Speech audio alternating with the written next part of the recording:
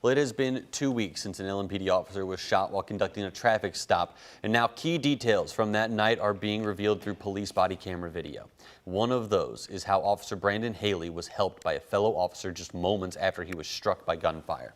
WHAS11's Taylor Woods and photojournalist Alyssa Newton break down that video for us, but we do have to warn you, this video is graphic and it may be hard for you to watch.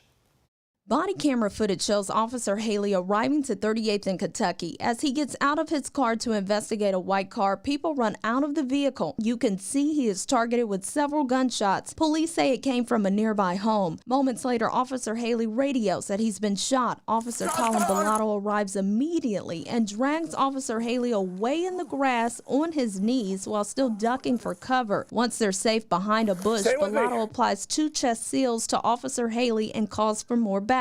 Haley then gets loaded into the back of an LMPD car and is rushed to the hospital. LMPD Deputy Chief Paul Humphrey says the department is proud of the officers for their bravery and strength despite the danger surrounding them and their colleagues. For Officer Bellato to do what he did going into gunfire after an officer's already been shot, the strength to drag an officer, 200-pound man with gear on, for half a block on his knees while being shot at, to be able to have the poise to communicate and explain to officers what they were responding to.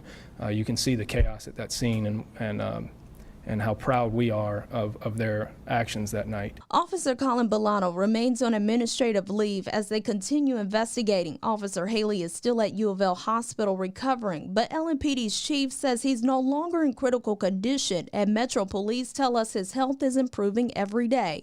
Taylor Woods, WHAS 11 on your side. Now, no one has been arrested for the shooting itself, but LMPD had made 5 arrests in connection to that shooting. DeMarco Coney Jr., Dominique Thompson, Quantez Porter, Jaquan Ransom, and Jamond Groves are all facing gun, drug, and theft charges. Now, LMPD says that it will provide another update in this case in 30 days per the department's new policy. We will be posting new details as we get them on WHAS11.com and on our news app. Well, today, the local United Auto Workers Chapter 862 plans to host a rally in support of those who are already on strike. Now, this comes as the UAW strike enters day 7. Union President Shawn Fain says that more members will walk out tomorrow if a deal cannot be reached between the union and the automakers. The union demanding better pay and benefits. Ford, General Motors, and Stellantis all say that they are negotiating in good faith, but progress in making a new deal has been slow. Today's rally is set for 6 p.m. out at the Union Hall on Fern Valley Road. And today, a man charged in the recent street racing bust is expected in court. Police say 30-year-old Wilker Bravo was seen speeding and driving recklessly close to crowds of people. They say it happened just before 11 on Saturday at a parking lot off of Preston Highway. Witnesses told police that more than 300 vehicles were doing burnouts there.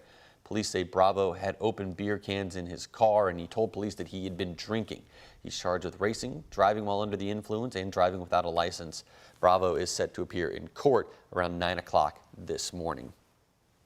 And an Ohio couple has now been charged with the death of a woman in Spencer County. Police say Cincinnati natives Kimberly Walton and Edette Weddy are now charged with the murder of 35-year-old Christiana Walker. Now, back in May, while responding to a house fire, Kentucky State Troopers found Walker inside a home on Chapman Road in Spencer County. The coroner determined Walker's death was a homicide. Now, after Walker's death, her 8-year-old son was placed in the care of Weddy, not his father, Ryan Cox. Cox says that he was initially a suspect and has been working to clear his name ever since. Now that Walton and Weddy have been arrested, Cox says all he wants is to see his son. I want to see my son. I ain't seen him in a long time, so. We just want him back. We miss Christian, and you know, he has a big family, and we love him, and we just want him back home. Now, that child is currently in the care of the state of Ohio. Cox says he and his mother are working to bring him home. Meanwhile, police are still working to determine the manner of Walker's death and how that fire was started. Louisville Metro Police have made an arrest in a deadly shooting at a downtown food mart in June. Today, that man is expected in court. You can see him on your screen. Court records show back in June, 23-year-old Jawante Dickerson got into an argument with an employee at the Platinum Food Mart on Broadway. Officers say the argument escalated and Dickerson pulled out a gun, shooting the employee. They were pronounced dead on scene, and Dickerson fled in a car. Now he's facing charges of murder and possession of a handgun by a convicted felon. Dickerson is expected in court today at 9 a.m. A fight on the bus headed to Highland Middle left one student injured. That happened on Wednesday morning. In a letter sent home to parents, Principal Vanessa Green says that multiple students began fighting on the bus, forcing the bus to pull over. While it was stopped, adults in the area tried to open up the back door of that school bus. LMPD, JCPS police, and school personnel all responded, and one student did have to go to the hospital. JCPS says the students involved have been cited by police and will also be disciplined according to the student handbook. And a little later, a fight at Butler High School led to several people being hurt. School officers tell us that few students started fighting during the first lunch period. During that fight, another student sprayed pepper spray into the crowd that gathered around. EMS treated several students and 2 staff members for irritation to their eyes and throats. Now, students involved in that fight are being disciplined, and JCPS police are still investigating to determine who released that pepper spray.